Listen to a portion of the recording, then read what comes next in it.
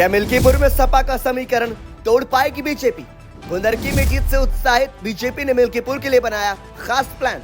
क्या कहता है मिल्कीपुर का इतिहास?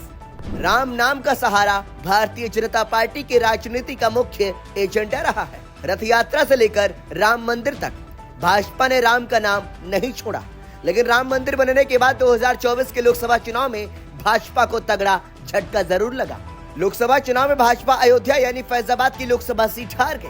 अब भाजपा की निगाहें अयोध्या की मिल्कीपुर विधानसभा सीट पर होने वाले उपचुनाव पर है।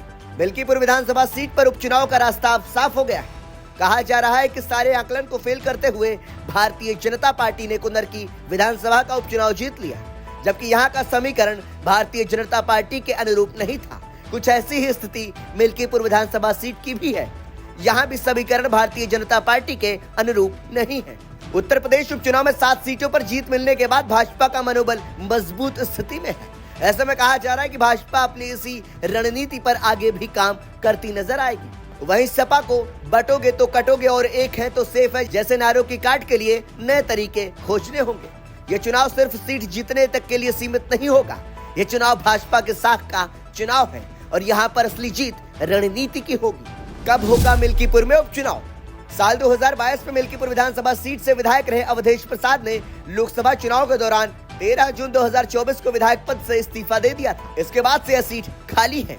अवधेश प्रसाद फैजाबाद लोकसभा क्षेत्र से सांसद हैं।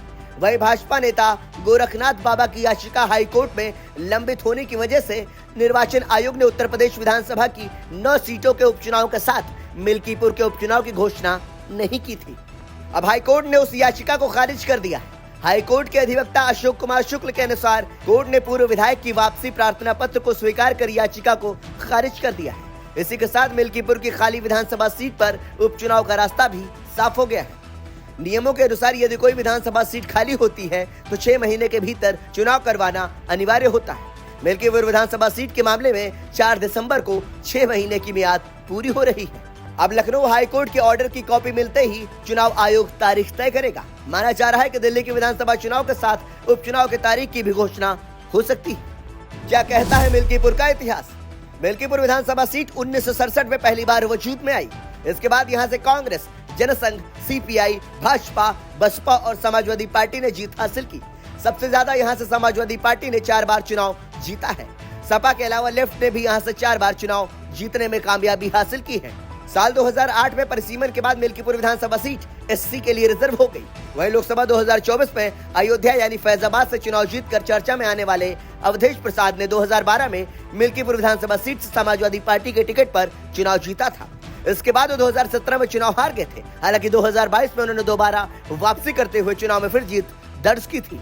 लोकसभा चुनाव में जिस तरह से मिल्कीपुर में सपा को बढ़त मिली है, उससे भाजपा की टेंशन जरूर बढ़ गई है। मिल्कीपुर में बीजेपी को 87,879 और समाजवादी पार्टी को 95,612 वोट मिले थे। करीब 8,000 वोटों की बढ़त समाजवादी पार्टी को मिली थी। इसके अलावा मिल्कीपुर का इतिहास कहता है कि उपचुनाव में लगातार समाजवादी पार्टी को ही जीत मिलती रही है। हालांकि भाजपा भी अयोध्या की हार का हिसाब बराबर करना जरूर चाहेगी। मिल्कीपुर विधानसभा का समीकरण। जानकारी के अनुसार मिल्कीपुर विधानसभा में करीब 3,40,820 मतदाता है, जिनमें 1,82,430 पुरुष और 1,58,381 महिला मतदाता हैं।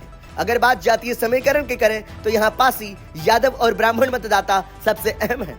यहाँ सबसे ज्यादा करीब 65,000 यादव मतदाता है, जबकि 60,000 पासी, 50,000 ब्राह्मण, 35,000 मुस्लिम, 25,000 ठाकुर, 50,000 दलित, 8,000 मौर्य, 1,500 चौरसिया, 8,000 पाल और करीब 12,000 के आसपास वैश्य मतदाता हैं।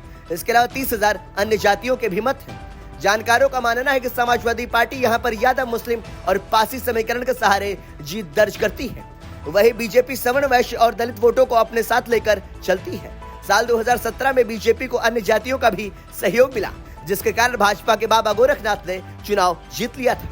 सीएम योगी ने खुद संभाली कमान। बीते कुछ समय से मुख्यमंत्री योगी आदित्यनाथ 3 बार अयोध्या के दौरे पर जा चुके हैं। उपचुनाव के मतदान के दिन भी वह अयोध्या में मौजूद थे। मिल्कीपुर में वह 2 सभाएं भी कर चुके हैं। अयोध्या में रेप केस का मामला सामने आने के बाद भी सीएम योगी आदित्यनाथ ने सक्रियता दिखाई थी। अब बड़ा सवाल यह है कि मिल्कीपुर के समीकरण में भारतीय जनता पार्टी कैसे सेंध लगा पाएगी। क्या एक रहेंगे तो सेफ रहेंगे का नारा मिल्कीपुर में काम आएगा?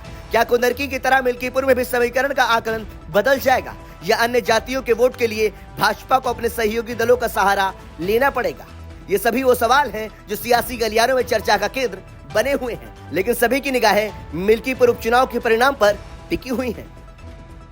ब्यूरो रिपोर्ट, संदेश वाहक।